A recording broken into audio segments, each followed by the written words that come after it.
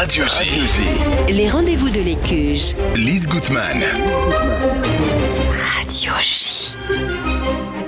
Les rendez-vous de l'Écuge, l'émission qui présente les points de vue et les programmes de l'espace culturel et universitaire juif d'Europe. Avec nous, Jean-François Strouf, directeur adjoint de l'Écuge. Bonjour Jean-François. Et toujours avec autant de plaisir. Bonjour Lise. Et puis nous accueillons Jean-François aujourd'hui, Chaim Muzikant, qui est en studio avec nous pour toute la durée de l'émission. Bonjour Chaim. Bonjour Chaim. Bonjour Jean-François. Alors vous êtes avec nous pour le livre qui est en train de sortir, Héros du 7 octobre, à 6h30, leur destin va basculer, préfacé par Philippe Meyer, président du Bnei Brit France, aux éditions Glyph. Absolument. Alors, dans l'intervalle, quelques petites brèves avant de commencer l'interview, proprement parler de Chaim. Si l'année universitaire commence plus tard, 2 activités de l'Institut Elie Wiesel démarrent dès à présent. Le cours d'hébreu biblique de Jonas Siboni, 2 niveaux. Un niveau débutant à partir d'aujourd'hui même, de 10h à midi, et un niveau intermédiaire et avancé à partir de demain, vendredi 13 septembre, de 10h à midi. C'est toujours en Zoom et en replay. Et la conférence d'ouverture de ma collègue et amie Sandrine Schwartz, Monsieur Chouchani et la Nouvelle-Jérusalem, mardi 17 septembre, de 19h à 20h30, à la fois en présentiel et en Zoom, c'est-à-dire en hybride, également en replay, avec, en souhaitant une belle année à l'Institut Wiesel et à la coordinatrice des enseignements, Sandrine Schwartz, que nous saluons. Et puis une belle année en fait à toute l'équipe Absolument. De l'Écuge, bien entendu, on aura l'occasion de le dire. Alors on garde une place aussi pour les petits mondes, mais on en a beaucoup parlé hier matin sur Radio J. Oui. Alors les petits mondes, c'est un programme original qui invite les jeunes esprits à découvrir l'art, la musique, le théâtre à travers une saison dédiée aux contes et spectacles pour enfants. Ce rendez-vous mensuel ouvert à toutes et à tous est une fenêtre enchantée sur les cultures juives, offrant aux plus jeunes l'opportunité de s'éveiller à la richesse et à la diversité de ce patrimoine culturel. Et on démarre tout de suite ce dimanche avec « Quand je serai enfant », un conte de Daniela Pinkstein, un spectacle familial très important à partir de 6 ans et pour reprendre Tintin jusqu'à 77 ans. Voilà. Donc ce conte sera joué ce 15 septembre, une féerie enchantée redonnera aux souvenirs, aux rêves, à la famille, aux jeux, aux rires, aux instants solennels, le sentiment retrouvé de l'éternelle liberté, la liberté de vivre. Voilà. Et maintenant, notre invité. Voilà, mais un spectacle à voir absolument.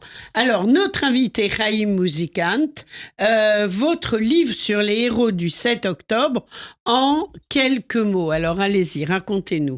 Alors écoutez, nous sommes malheureusement à quelques jours du premier anniversaire de cette tragédie, de ce pogrom. Alors ce livre, c'est un livre très modeste qui se veut être un hommage à des héros qui, le 6 octobre, n'avaient jamais déterminé que le lendemain, ils seraient amenés à faire preuve de courage.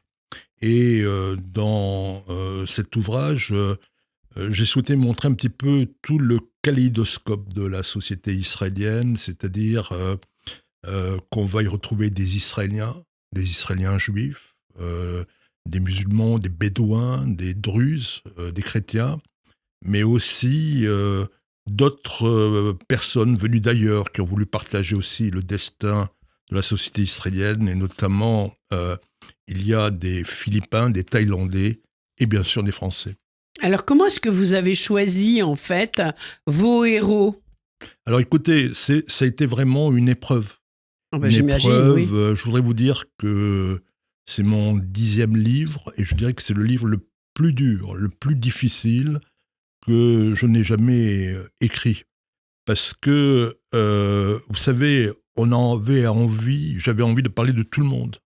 Mais il y a toujours, comment dirais-je, des contraintes éditoriales.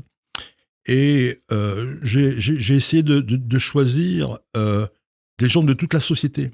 C'est-à-dire qu'il y a bien sûr des militaires, mais il y a aussi des gens qui sont des auxiliaires de vie, des gens qui travaillent dans le kibbutz, des gens qui sont infirmiers. Donc ce sont des gens qui en ont sauvé d'autres. C'est ça que vous appelez les héros. Oui, on est bien d'accord. Alors ce sont des héros. Certains ont survécu, d'autres malheureusement sont morts pour défendre d'autres personnes. Jean-François. Alors, le crève-cœur, ça a été pour Haïm de choisir 50 héros parmi des tas d'autres.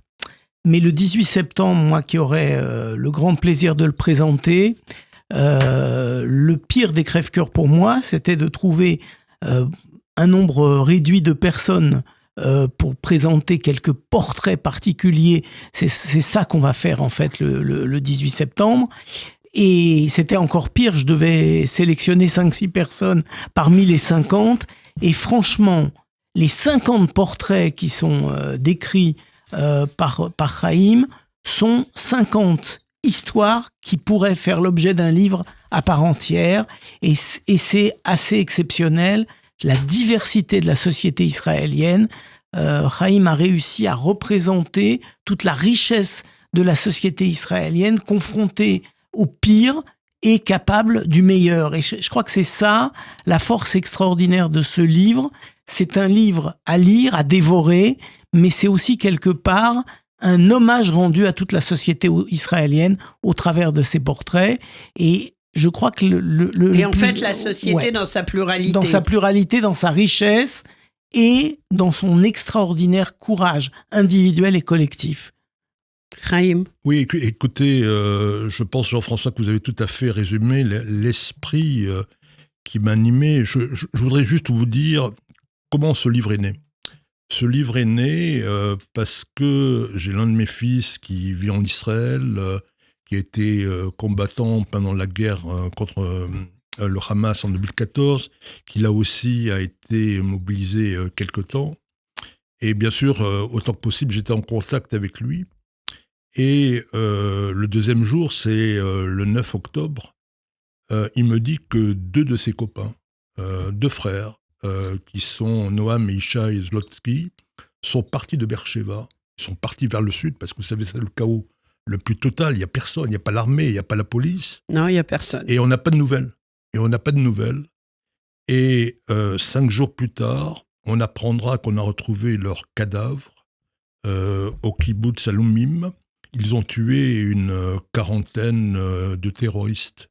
Et de là, je me suis rendu en Israël dès que les liaisons ont été rétablies. J'y suis resté longtemps, à plusieurs reprises. Et mon fils m'a dit, écoute, tu devrais faire un livre. Tu devrais faire un livre pour rendre hommage à tous ces héros, tous ces gens ordinaires, comme vous, comme moi, qui, le 7 octobre, deviennent des gens extraordinaires.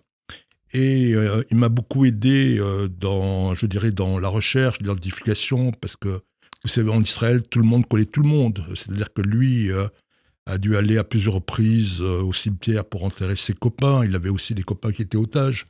Et donc, je me suis dit que, comme Jean-François l'a dit, ce livre, c'est un livre hommage, c'est un livre mémorial pour parler de gens dont on ne parlerait peut-être jamais. Oui, c'est vrai. Moi, je pense, au moment où vous parlez, je pense à Yair Golan, que j'ai eu le plaisir de rencontrer à Paris. Il est venu une fois et qui nous a raconté ce qu'ils ont vécu, ces héros, c'est quelque chose de très spécial. Oui, je pense qu'on ne s'imagine pas.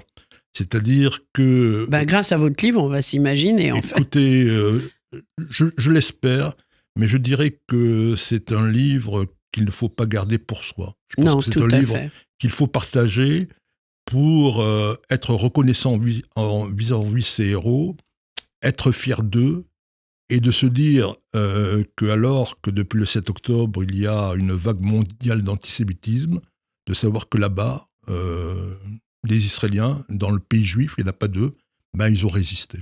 Oui. Et ce qui est assez, j'allais dire, quelque chose qui revient souvent dans votre récit, Haïm, c'est le fait que ces gens, quand on les interroge, disent « Mais non, je ne suis pas un héros, non, je ne suis pas une héroïne ». Cette phrase revient fréquemment Et quand on lit La force de l'exploit, on trouve presque injuste qu'ils se mettent un peu en réserve pour dire qui ils sont, alors qu'ils mériteraient toute la lumière, dans la mesure où ce qu'ils ont affronté était inimaginable, était énorme.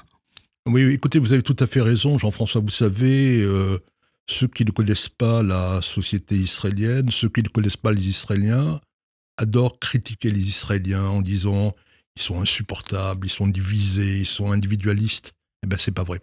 C'est pas vrai. Ce qu'on leur enseigne, c'est, je dirais, le sens du devoir, le sens de la modestie. Il y a énormément, par exemple, de gens qui étaient des réservistes qui n'ont même pas attendu un coup de fil de l'armée, qui sont partis dans le sud. Absolument. Ouais. En plus, c'était Shabbat et même des jeunes soldats religieux ont pris leurs armes et ils sont allés... Ils ont appliqué la règle du Pikuach Nefesh, oui, exactement. de l'urgence absolue qui surpasse les nécessités de garder le Shabbat. Et puis, Jean-François, pour aller dans votre sens, on pense bien sûr à ce verset du Talmud qui sauve une vie, sauve l'humanité. Mais je dirais absolument. que c'est ça, je dirais, la morale du peuple juif depuis toujours.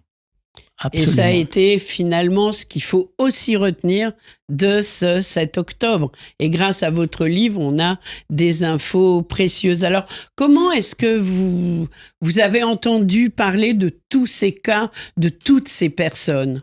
Mais écoutez, comme je vous l'ai indiqué... vous parlez hébreu, vous avez rencontré des personnes ? Oui, je suis allé sur les lieux de massacre qui sont terribles. Vous savez, dans certains kibboutz... où tout a été brûlé, on a trouvé par exemple des biberons, on a trouvé dans les kibboutz des salles ensanglantées avec donc le sang des gens qui ont été massacrés, tués.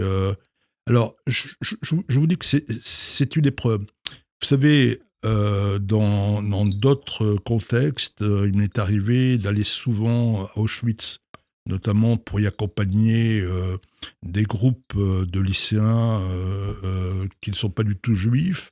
J'étais à Auschwitz. Et je dirais qu'en allant quelques semaines ou quelques mois après le 7 octobre, la mort en Israël, j'ai ressenti aussi quelque chose qui m'a bouleversé. Et j'ai envie de vous dire que c'est les larmes dans les yeux que j'ai écrit ce livre. Eh bien, ce sera presque le mot de la fin. Voilà, donc rendez-vous le 18 septembre à 19h30 à l'Écuche, 119 rue Lafayette. Inscrivez-vous sur le site écuche.fr. Vous allez rencontrer Chaim Musicante qui vous dédicacera le livre sur place. Une occasion de pouvoir prendre et lire ce livre essentiel pour la compréhension de ce qui se passe aujourd'hui au Proche-Orient. Voilà, un téléphone 01 53 20 52 2 fois. Chaim Musicante, Jean-François Strouf, merci beaucoup d'avoir été avec nous. Au revoir. Merci. Merci à vous.